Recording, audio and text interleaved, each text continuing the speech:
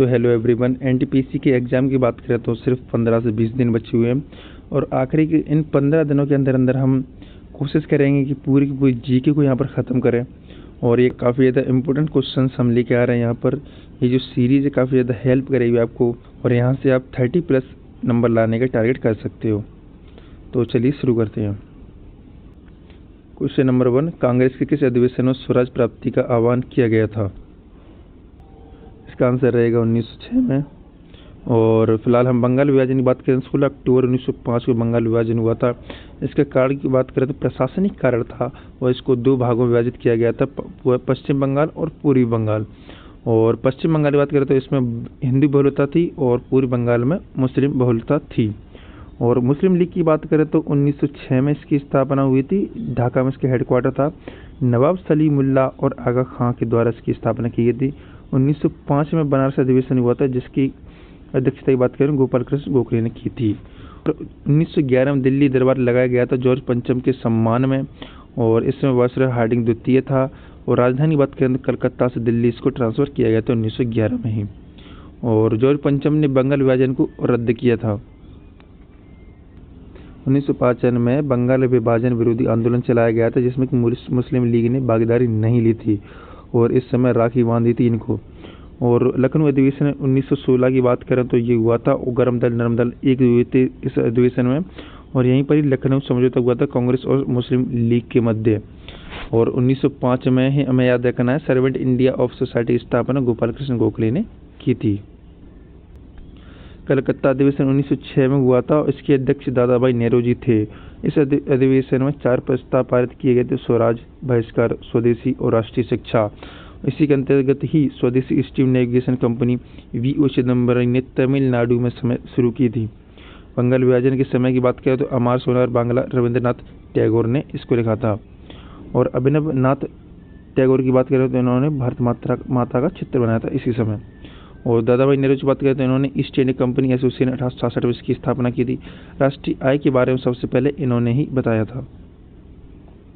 Question number 2, Kaveri जल विवाद किन राज्यों के बीच है? कर्नाटक, केरल, तमिलनाडु एंड पुदुचेरी के बीच है। और कावेरी उद्गम की बात करें तो ब्रह्मगिरी से होकर निकलती है और कोगाडू जिला कर्नाटक के और पश्चिमी घाट से ये निकलती है। और यहाँ पर बात करें बंगाली खाड़ी में जाके ये डेल्टा बनाती है। पुदुचेरी के भागों की बात करें तो येनम आंध्र प्रदेश में है, पुदुचेरी तमिलनाडु में, माहे केरल में है और कराईकाल की बात करें तो ये तमिलनाडु में है। कावेरी की सहायक नदियों की बात करें तो कावेरी, भवनी, हेमवती, अमरावती, सिमसा नदी है। कावेरी एक 12मासी नदी है। इंद्रावती की बात करें तो यह गोदावरी की सहायक नदी है।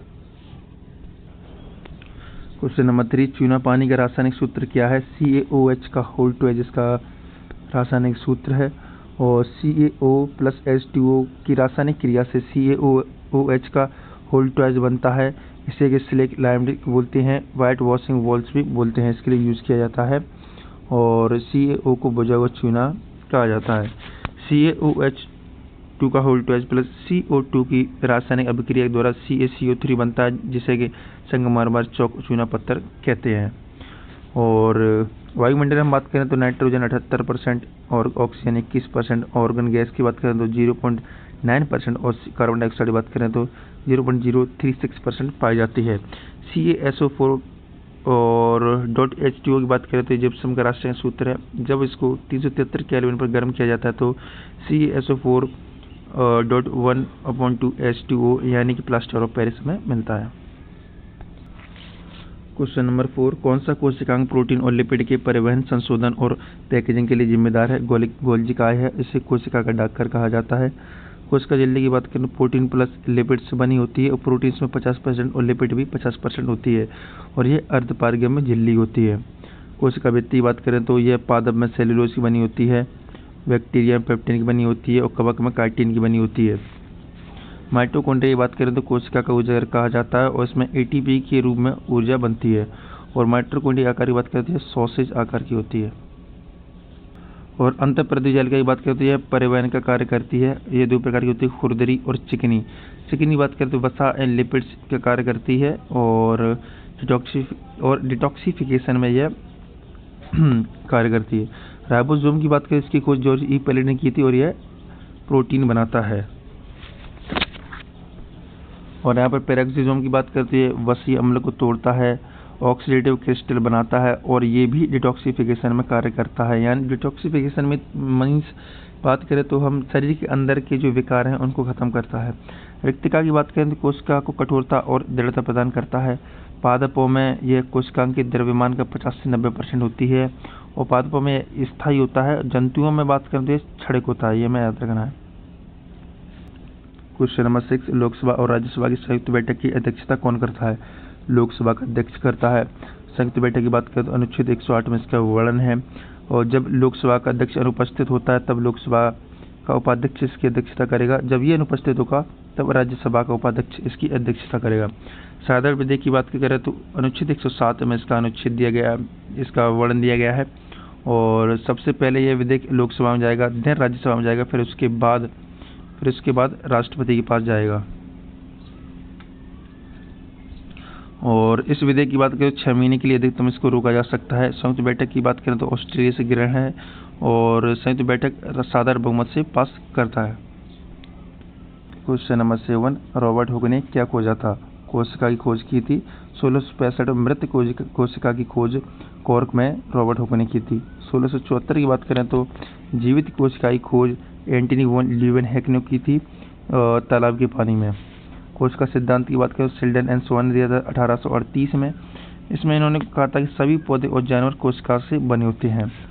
और रुडोल्फ विर्चो की बात करें जिसने 1855 में कहा था कि ओमनिस सेल्यूला ए सेल्यूला, मतलब कि नई कोशिकाएं पहले से मौजूद कोशिकाओं से बनती हैं।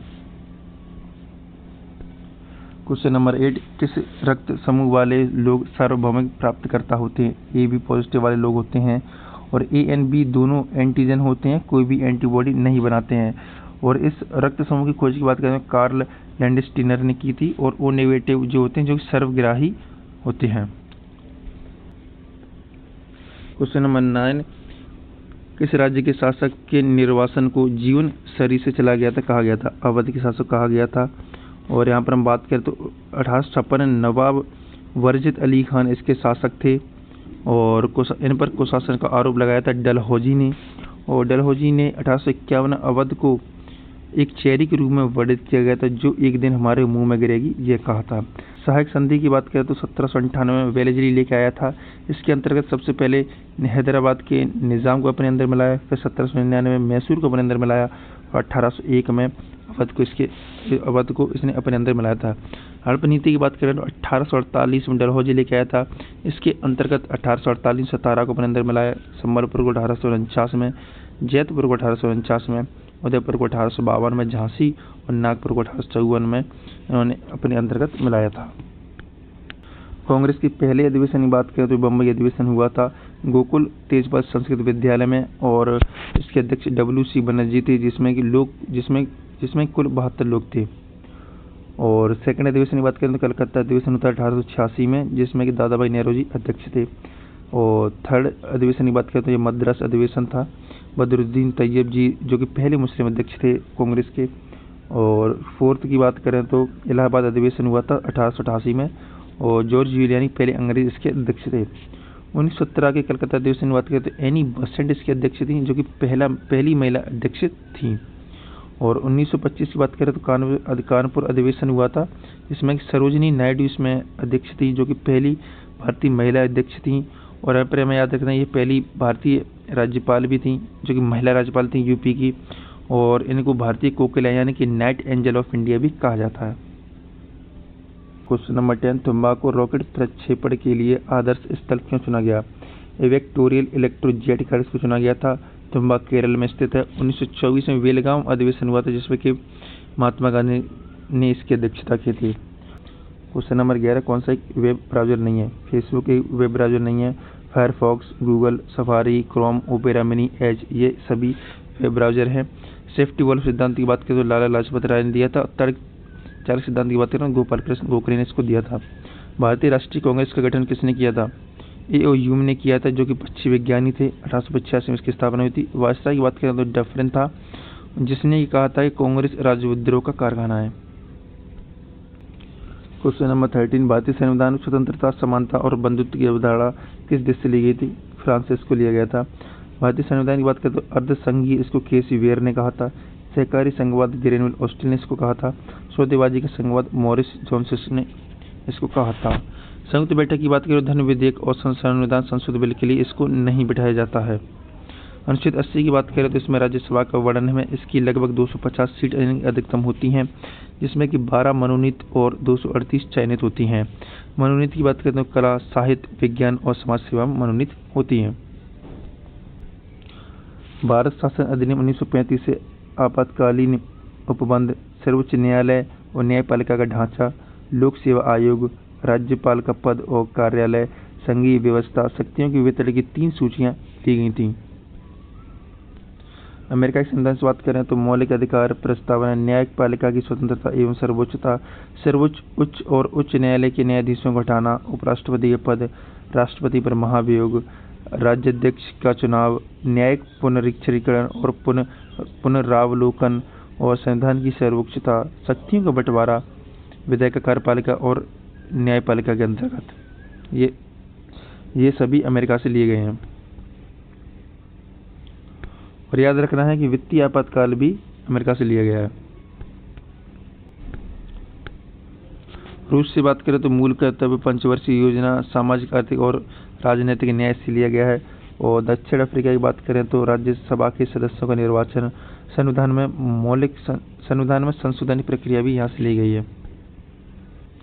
आयरलैंड की बात करें तो DPSP, राज्यसभा में मनोनीत सदस्यों का नामांकन, राष्ट्रपति की निर्वाचन पद्धति यहाँ से ली गई है। कनाडा की बात करें तो सशक्त केंद्र के साथ संघीय व्यवस्था, केंद्र के द्वारा राज्य में राज्यपालों की नियुक्ति, अवशिष्ट शक्तियों का केंद्र में निहित होना और उच्चतम न्यायालय का परामर्श निर्णय यहाँ से लिया गया है। क्वेश्चन नंबर 14, कौन सा एक बाघ अभ्यारण्य है? Jim Corbett national park Nainital Uttarakhand में यह स्थित है। 1936 में स्थापना हुई थी। रॉयल बंगाल टाइगर इसी के अंदर पाए जाते हैं। प्रोजेक्ट टाइगर की बात करें तो 1973 में इसकी शुरुआत हुई थी। और प्रोजेक्ट हाथी की बात करें तो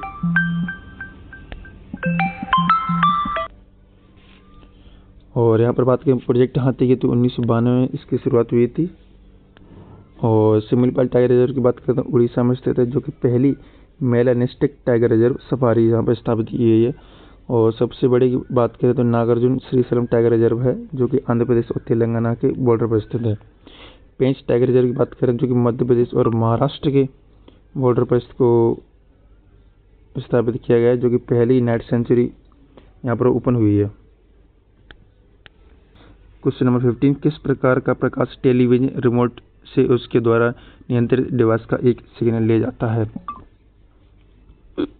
अवरक्त तरंगें ले जाता है। और इसकी खोज विलियम हर्शल ने की थी।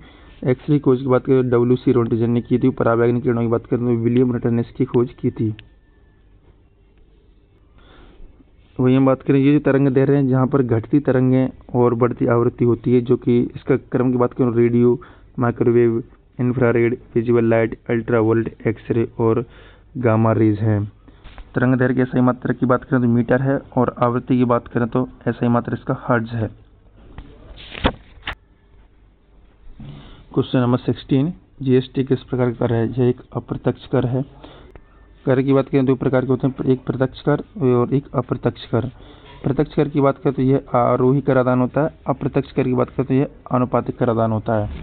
प्रत्यक्ष कर के अंतर्गत आयकर, निगमित कर, प्रतिभूति लेन देन कर, पूंजीगत लाभ कर, लाभांश वितरण कर, उपहार कर और पेपर कर इसके अंतर्गत आते हैं।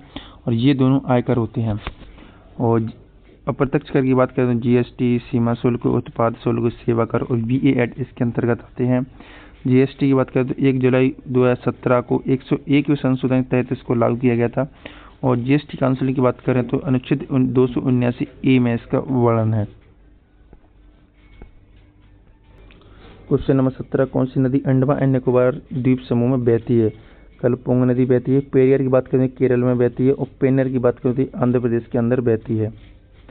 और पेरियार नदी की बात करें तो इसको केरल की लाइफ लाइन ऑफ केरल भी कहा जाता है। बराकर नदी की बात करें तो झारखंड में बहती है, जो कि छोटा नागपुर पठार यहीं पर स्थित है। और इसकी बात करें मैथन एंड तिलैया बांध इस नदी के ऊपर बनाया गया है। दामोदर की सहायक नदी है ये। दामोदर की बात करें तो बंसघाटी में बहती है। और नर्मदा, तापी और दामोदर ये तीनों नदी भ्रंश घाटी के अंदर बहती हैं। और यहाँ पर याद रखना है कि जो हुगली नदी है जो कि दामोदर की सहायक नदी है। यहाँ पर कुछ पॉइंट में याद रखना है कि गंगा नदी को बांग्लादेश में पद्मा कहते हैं, ब्रह्मपुत्र को बांग्लादेश में जमुना कहते हैं, और गंगा और ब्रह्मपुत्र की मिलने के बाद इसे मेघना कहते हैं। और मेघना नदी सुंदरबन डेल्टा बनाते हुए बंगाली खाड़ी में मिलती है। काफ़ी इंपॉर्टेंट पॉइंट्स है, इसको याद रखना है। क्वेश्चन नंबर 18, निकट दृष्टि दोष वाले व्यक्ति की दृष्टि सुधारने के लिए किस प्रकार का लेंस का प्रयोग करते हैं? अपसारी लेंस का प्रयोग करते हैं, जिसे कि अवतल लेंस भी कहते हैं, और अभिसारी लेंस की बात करते हैं जिसे कि उत्तल लेंस कहते हैं।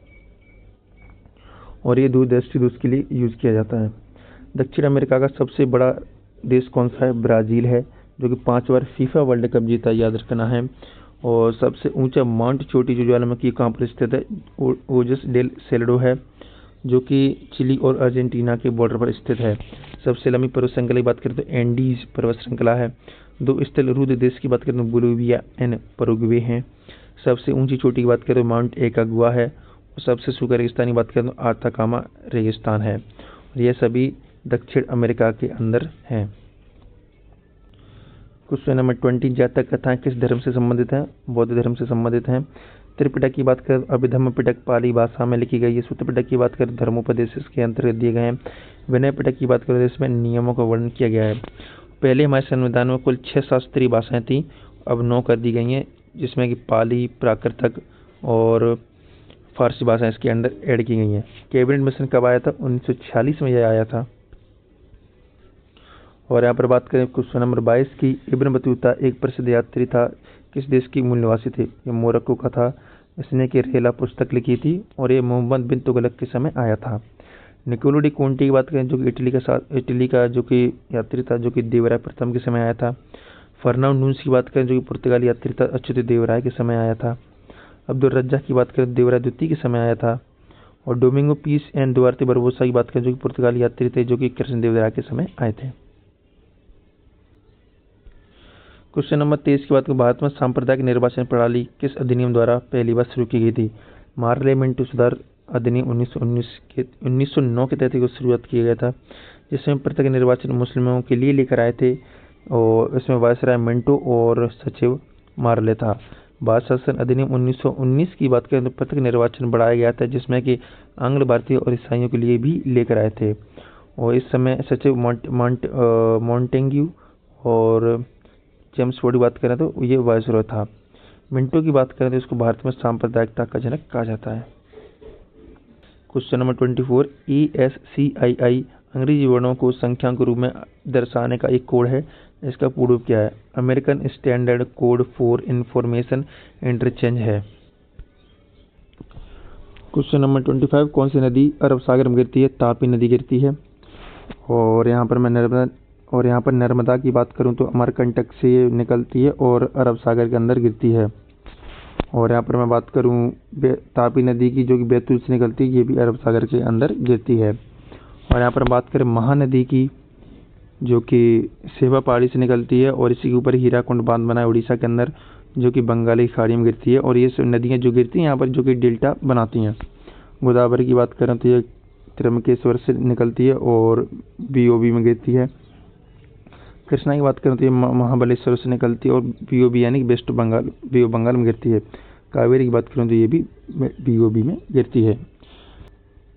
नदियों की बात करें तो ज्वारनदीमुख या ज्वारनदमुख बनाती हैं। क्वेश्चन नंबर 26, महात्मा गांधी ने भारतीय राष्ट्रीय कांग्रेस के अधिवेशन की अध्यक्षता की थी, बेलगाम की थी, जो कि कर्नाटक में 1924 में की थी। गीत गोविंद किसने लिखी थी? जयदेव ने लिखी थी। मुद्रा राक्षस की बात करें तो विशाख दत्त ने लिखी थी। रजत तंगड़ी की बात करें तो कलहर ने लिखी थी। कामसूत्र की बात करें तो वात्स्यायन ने इसको लिखा था। कौन सा मानव रोग व्यक्ति के द्वारा उत्पन्न होता है? टाइफाइड उत्पन्न होता है, जो जिसके लिए वायरल परीक्षण होता है। हेपेटाइटिस ए की बात करें तो इसके लिए हैवीश्योर वैक्सीन नामक बनाई गई थी। और गलसुआ, पोलियो ये एक वायरस बीमारी है। बैक्टीरिया की बात करें जेनोरिया होता है, जिससे कि टेटनस TB होती है। और एड्स की बात करें इसके लिए एलिसा टेस्ट होता है। क्वेश्चन नंबर 29, नींबू की रस का pH मान कितना होता है? 2 होता है। pH की फुल फॉर्म की बात करें पावर ऑफ हाइड्रोजन को कहते हैं। लार का pH 6.9, रक्त का 7.4, अम्लीय वर्षा की बात करें तो 5.6 से कम, और SOA प्लस NOx की जो मिश्रण वाली वर्षा है उसको अम्लीय वर्षा कहते हैं। दांतों का क्षण का pH मान 5.5 पर होता है। और क्वेश्चन नंबर 30, यूनेस्को का मुख्यालय कहाँ स्थित है? ये पेरिस में स्थित है। और जर्मन भाषा में पी को यानी पोंटिजेन कहा जाता है, ये में याद रखना है। मानव शरीर का pH 7.4 होता है, यानी कि 7 से 8 के बीच में। तो ये जो लेक्चर है इसकी समाप्ति यहाँ पर होती है। मात्र 15 दिन हमारे पास बचे हुए हैं, जो कि आखिरी के बचे हुए NTPC के लिए। तो हमारे साथ आप जुड़े रहिए, चैनल को सब्सक्राइब कीजिए, और thank you, bye bye and take care. ये जो सीरीज़ है डेली यहाँ पर चलने वाली है।